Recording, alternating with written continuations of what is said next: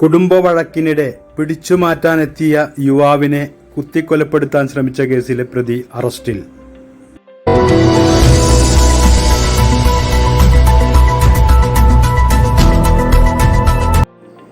യുവാവിനെ കത്തികൊണ്ട് കുത്തിക്കൊലപ്പെടുത്താൻ ശ്രമിച്ച കേസിലെ പ്രതി റിമാൻഡിൽ.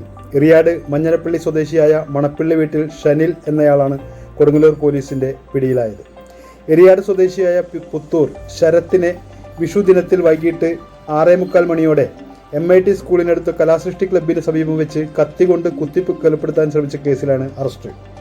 ഷിനിൽ ഭാര്യയും മകളുമായി വഴക്കിടുന്നത് ശരത്ത് ചോദിച്ചതിലുള്ള വൈരാഗ്യത്തിലാണ് ഷിനിൽ ശരത്തിനെ കുത്തിയത്. ശരത്തിനെ വയറിൽ കത്തികൊണ്ട് കുത്തിയത് ഇടത് കൈകൊണ്ട് തടഞ്ഞതിൽ ഇടത് കൈത്തണ്ടയിൽ ആഴത്തിൽ മുറിവ് പറ്റുകയും ഞരമ്പ് മുറിഞ്ഞു പോവുകയും ചെയ്തിട്ടുണ്ട്. സംഭവത്തിൽ പരിക്കേറ്റ ശരത്ത് തൃശൂർ മെഡിക്കൽ കോളേജ് ആശുപത്രിയിൽ ചികിത്സയിലാണ്.